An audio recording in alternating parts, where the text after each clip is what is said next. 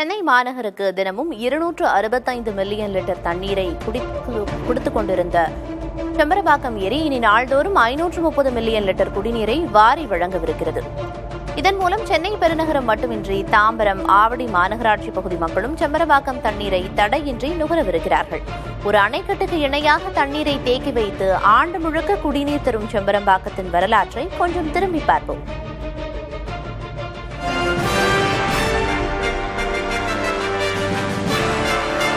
செம்பரம்பாக்கம் சென்னைக்கான சோழர் கொடை.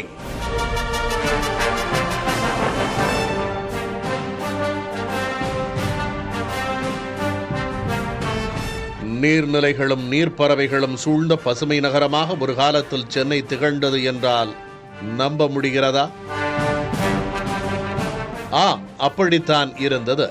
அம்பத்தூர், குளத்தூர், பல்லாவரம், வேளச்சேரி, சேத்துப்பட்டு, அயனாவரம் இப்படி பல இடங்கள் பெரும் நீர்நிலைகளை கொண்டிருந்தவை. 1000க்கும் மேற்பட்ட நீர்நிலைகள் சென்னையை அலங்கரித்தன. அவற்றுக்கெல்லாம் மணிமகுடமாக சோழர் காலத்தில் உருவாக்கப்பட்டதுதான் செம்பரம்பாக்கம் ஏரி.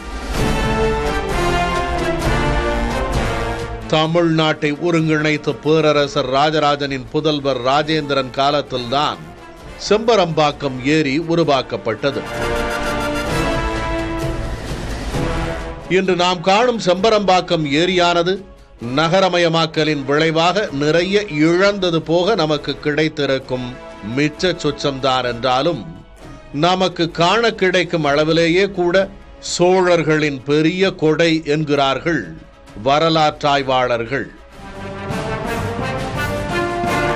குமரியில் பெரியகுளம் ஏரி, கோவையில் சிங்காநல்லூர் ஏரி, நாகையில் திருப்பூண்டி ஏரி, கடலூரில் வீராணம் ஏரி, தருமபுரியில் சோழவராயன் ஏரி என்று தமிழ்நாட்டின் நார்த்திசைகளிலும் பெரும் நீர் கட்டுமானங்களை உருவாக்கி வேளாண்மையிலும் பொருளாதாரத்திலும் பெரும் பாய்ச்சலை உருவாக்கிய சோழர்கள் இன்றைய சென்னைக்கு அப்படி உருவாக்கி கொடுத்து சென்ற பெரும் கொடை செம்பரம்பாக்கம்.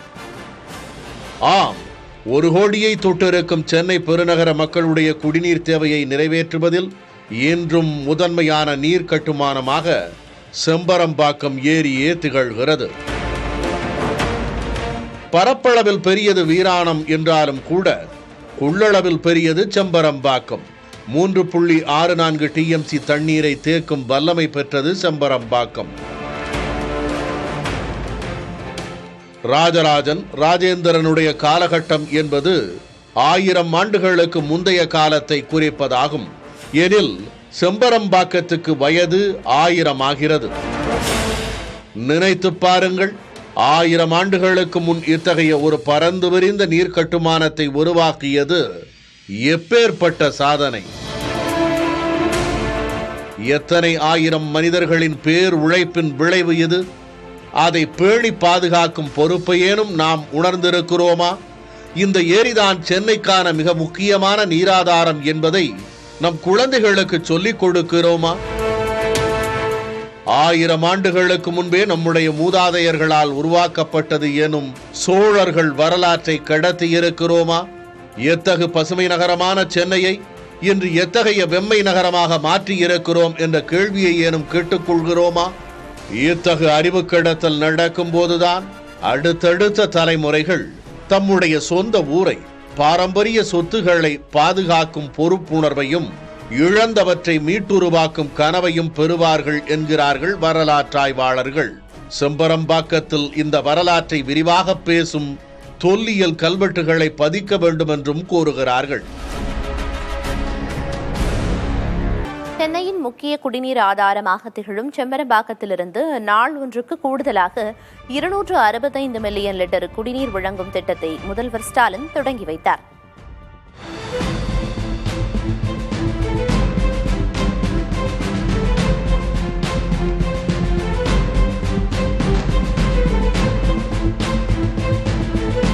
சென்னை பெருநகர மக்களின் குடிநீர் தேவையை பூர்த்தி செய்வதில் முதன்மையானது செம்பரம்பாக்கம் ஏரி. இங்கு 530 மில்லியன் லிட்டர் சுத்திகரிப்பு திறன் கொண்ட சுத்திகரிப்பு நிலையம் 2007 அப்போதைய முதல்வர் கருணாநிதியால் அமைக்கப்பட்டது.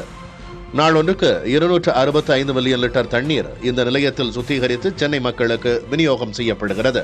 இந்த நிலையில் கூடுதலாக 265 மில்லியன் லிட்டர் நீரை சுத்திகரித்து நாளொன்றுக்கு முழு சுத்திகரிப்பு கொள்ளளவான 530 மில்லியன் லிட்டர் குடிநீரை விநியோகம் செய்யும் பணிகள் 66,78 லட்சம் ரூபாய் மதிப்பில் நடந்து முடிந்துள்ளன.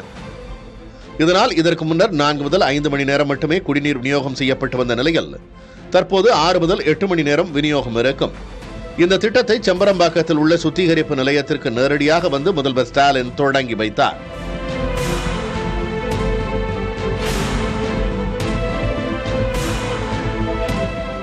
முன்னதாக பூந்தமல்லியில் இருந்து காரில் சாலை வலம் சென்ற முதல்வருக்கு சாலையின் இருபுறங்களிலும் திரண்டு மக்கள் உற்சாக வரவேற்பு அளித்தனர்.